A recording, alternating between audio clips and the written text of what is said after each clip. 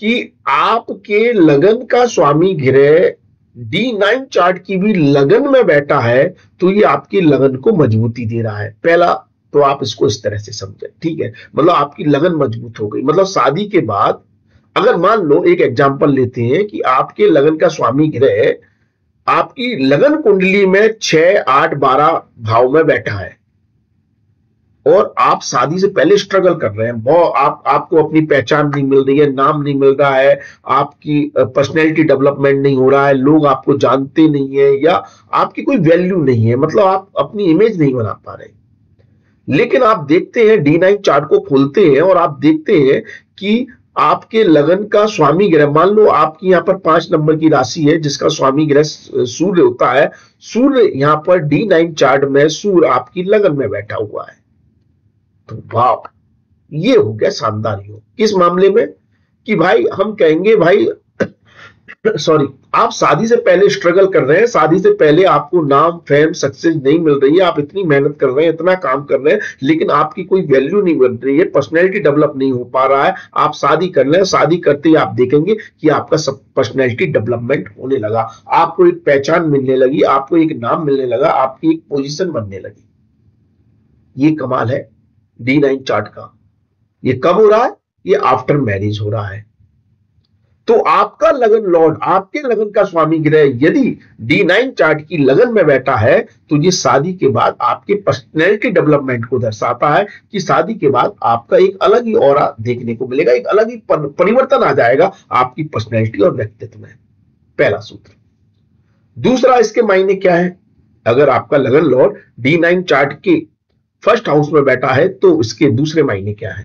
दूसरे मायने इसके ये है कि ये आपके लगन को मजबूती दे रहा है। तो देखिए, पर्सनैलिटी डेवलपमेंट तो हो रहा है, बाकी आपका स्वास्थ्य भी अच्छा होने लगेगा। अगर आप पहले से अस्वस्थ हैं या आपको कोई ना कोई बीमारी रहती है या मतलब आप बहुत ज्यादा बॉडी वाइज फिट नहीं है, तो शादी के बाद आप देखेंगे कि आप कि इम्यूनिटी सिस्टम आपका बढ़ने लगा, आपकी रोग प्रतिरोधक क्षमता मजबूत होती जा रही है और आप स्वस्थ होते जा रहे हैं, तंदुरुस्त होते जा रहे हैं। ठीक है।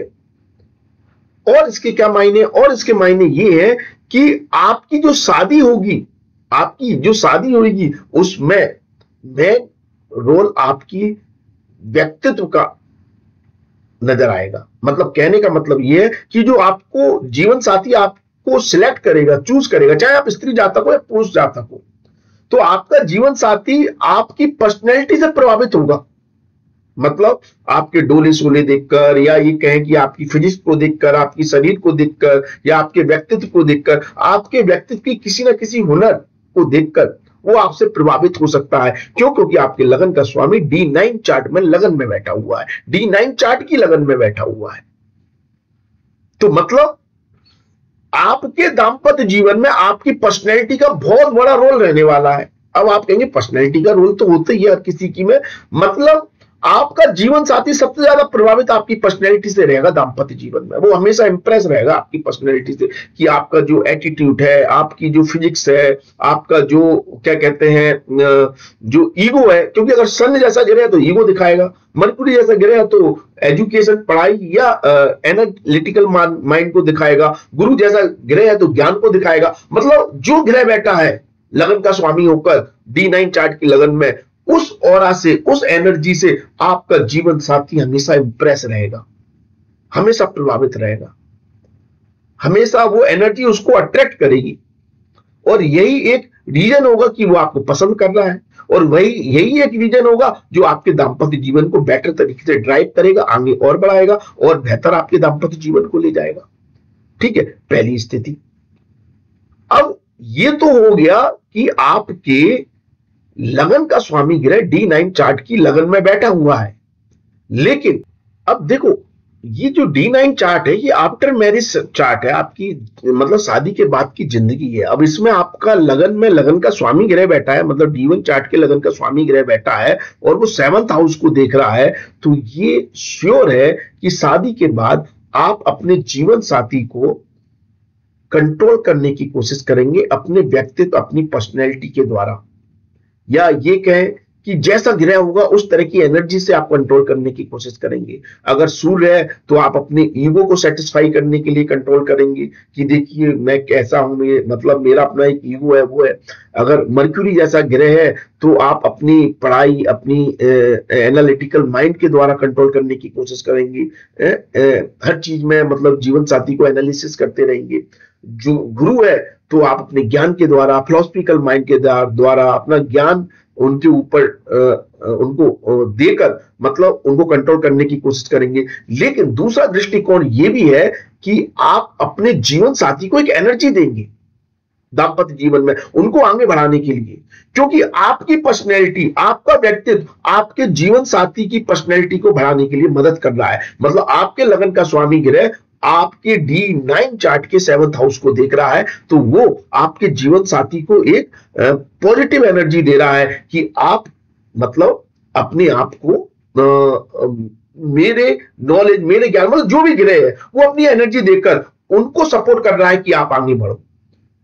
अब इसमें अंतर क्या होगा, यदि कोई शुभ ग्रह लगन में बैठा है, मतलब अगर आपकी शुभ ग्रह की लगन है और उसका स्वामी ग्रह अगर शुभ ग्रह हो जाता है, शुभ ग्रह हो जाते हैं जैसे चंद्रमा है, आपका मर्क्यूरी है, आपका जुपिटर है, आपका वीनस मतलब शुक्र है, तो ये शुभ ग्रह हो गए।